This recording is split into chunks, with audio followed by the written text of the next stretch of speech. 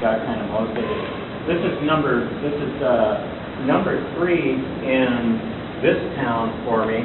I also did Anchorage, and the neat thing about people coming down from Anchorage is the airfare, because all they need to do is just go off in the woods slightly off of the Marathon path, and the mosquitoes will get them to Seattle.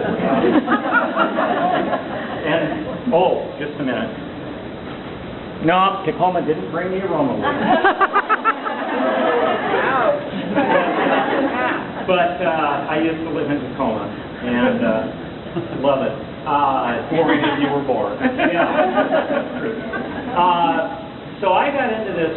This is number 6 for me, and I got into it. I was asked to be an honored teammate, honored patient, whatever I was back in those days. I was diagnosed with mantle cell lymphoma in 2001, went through the MD Anderson protocols, came out in remission, and I ran into a guy at Fred Hutch by the name of Oliver Press, who talked me into a stem cell transplant. He was real clear. He said it'll either save you or kill you. And so I decided, well, I can win either way. And so I signed up for it and did a stem cell transplant, and I'm here.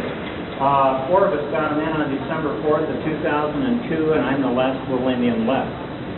So, anyhow, Jeff asked if I would, first of all, thank you as an honored teammate. If people hadn't done this 20 years ago, 15 years ago, I wouldn't be here. And you could probably all rest quicker for dinner, but I am here, so bear with me. This I call At the Marathon. How many are doing a marathon for the first time? Number 1.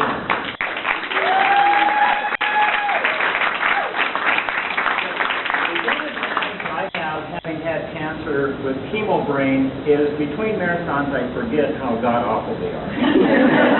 Okay. The rest of you, there's lingering memory of, oh my God, miles 20, 21, 22, 23, 24. So this is to keep you thinking tomorrow, and you will in spite of this, but this is called At the Marathon.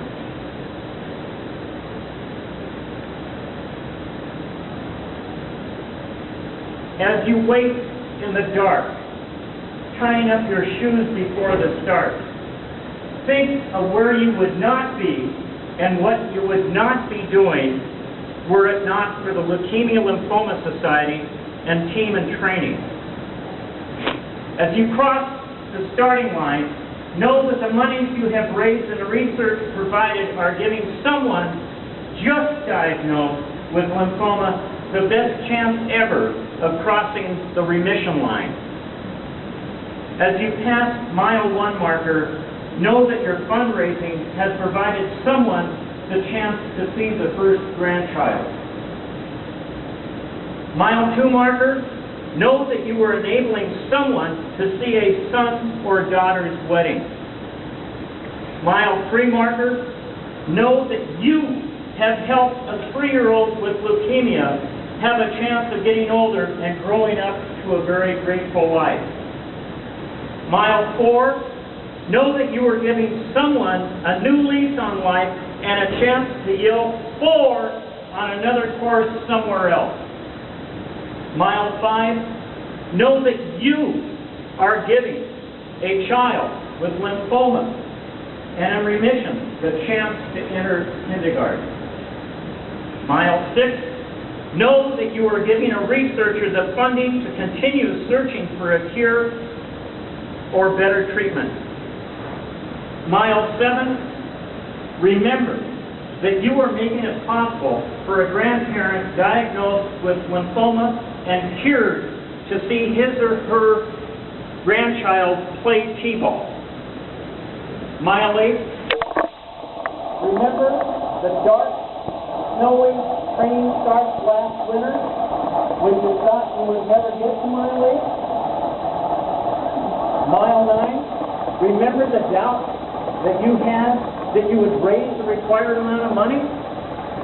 Mile 10, be thankful for the team you have joined and the friends you have made. Mile 11, be thankful for the LLS staff that helped you and encouraged you along the way, have faith in you, and never let you give up. Mile 12, be thankful for the mentors, always at your side, always helpful. Mile 13, be thankful for the coaches. They're always, during the stormiest days of training, they're on this course to get you across the finish line. Mile 14, celebrate that you are done with the longest part of the marathon, and the rest just gets shorter and shorter. Mile 15, know that there are students in school learning and growing because your fundraising and the provided research prevented them from succumbing. Mile 16, think about the people who generously responded to your calls for sponsorship and helped you reach the money goal. Mile 17, think about the fundraising events where you sold things and strangers, tears welled up in their eyes upon seeing you were raising money to cure leukemia and lymphoma, came up and put anonymous money in the pot. Mile 18, remember that someone is crossing the stage this spring and graduating thanks to your funding the research that saved him or her. Mile 19, remember that you are having a life-saving impact on people you don't even know and will never meet. Mile 20, remember how good this is for you, how much stronger and healthier you are because of the training for the marathon. Mile 21, give thanks for those who have done this before and established the LLS TNT ritual. Mile 22, yell, "Go team!" And remember that whether fighting cancer or doing a marathon, it takes a team.